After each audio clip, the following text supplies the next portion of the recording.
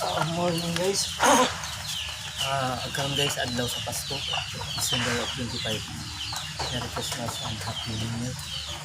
Tol makalimon niya maghinlo ka makalimon kayo. Ano?